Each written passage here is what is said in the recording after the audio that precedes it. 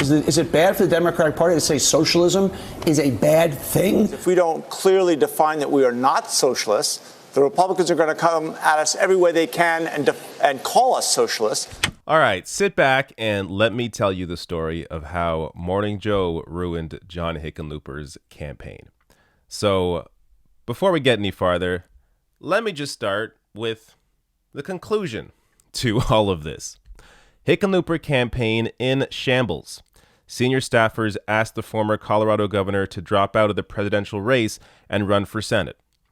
Now, I'm going to quote this article later on in the video, but understand here, Hickenlooper has not dropped out yet, but it's very likely that John Hickenlooper will drop out at some point because his campaign is indeed in shambles. But why is it in shambles already? So this is a story that I picked up on because I've sort of been following Hickenlooper since he announced his run and went on Morning Joe, where this happened. Are you concerned about some factions of your party embracing socialism? Well, I think the Democratic Party is a big tent. And that's one of the things I've always loved about the Democratic Party is there are all kinds of ideas. Well, would you call yourself a proud capitalist? Oh, I don't know. Again, the labels, I'm not sure any of them fit. I'll break it down even more. Do you consider yourself a capitalist? Well, again, the labels, I'm a small business person, so that part of the system that you would call capitalist, I get it. I understand it. Do you consider yourself a capitalist, and does capitalism work? Well, I think I don't look at myself with a label. And I certainly think that small business is part of the solution. I'm frightened that you're in a position where it's hard for you to come out and say, I am a capitalist. We are a capitalist society. Governor, I just want to jump in. Can't we say socialism? Is it bad for the Democratic Party to say socialism is a bad thing? That's not who we are? Well, we have always, when we had Social Security, people used to at some point say that's some form of socialism. All right. So again, that was the day after John Hickenlooper announced his run for president. He appeared on Morning Joe, and they bombarded him with questions about socialism and capitalism, and why won't you call yourself a capitalist? And Hickenlooper there clearly was not into taking a side. He didn't care about labels. He didn't want to have that fight.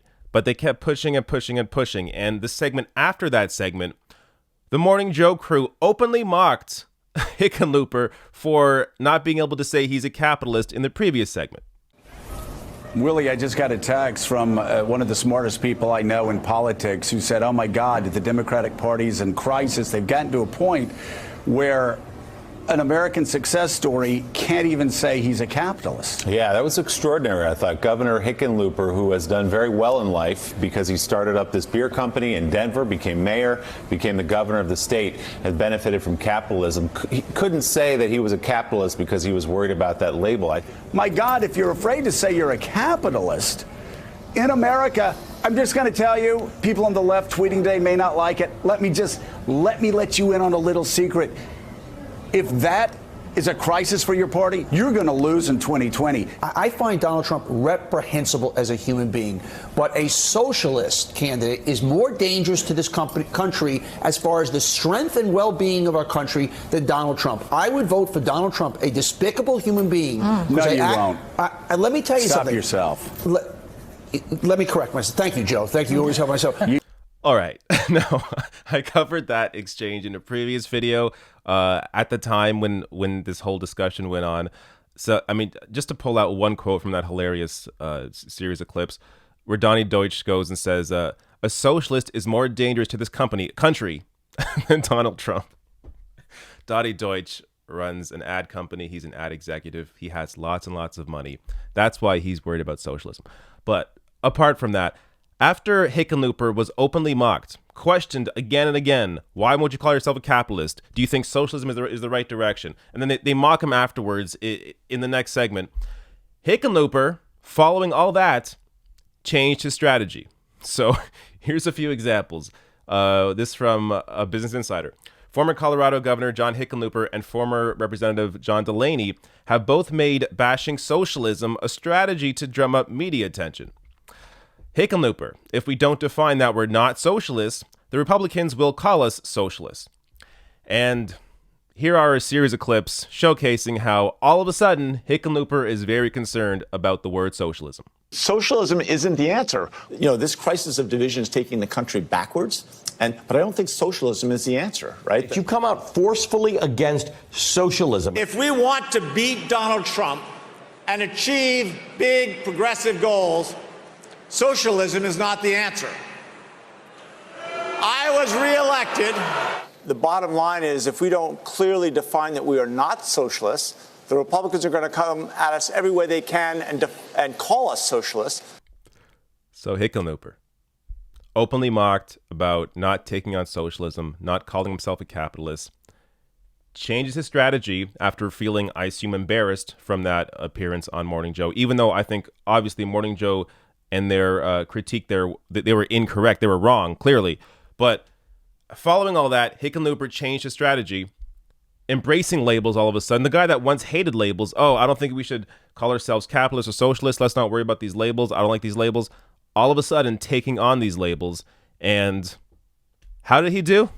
Well, checking the poll average today on Real Clear Politics, he's not even listed in the top 20.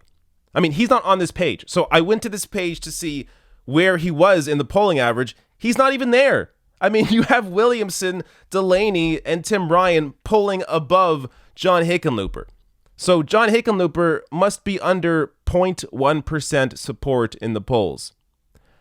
And it's as bad as it sounds. So more from the Political article that I showed you earlier. Here's how his campaign's doing so far.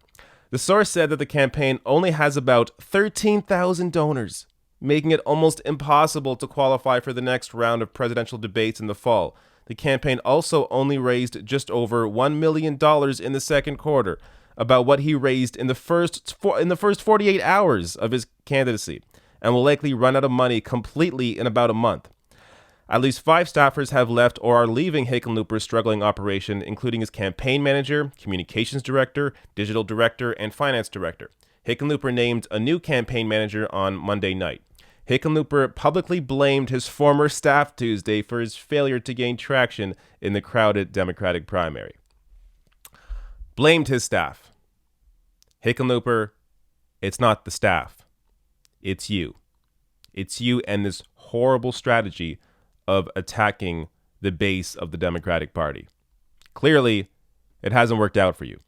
And just to give you, some context here for how terrible these fundraising numbers are. So Hickenlooper has 13,000 individual donors, only raised $1 million in the second quarter. Compare that to Bernie Sanders, who, by the way, is only raising money from individual donors, no private fundraisers, no corporate money.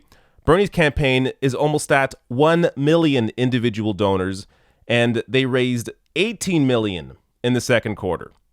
1 million individual donors compared to 13,000, and almost and 18 million compared to 1 million for John Hickenlooper. The bottom line here is Morning Joe, at least in part, is to blame for John Hickenlooper's complete failure of a 2020 campaign.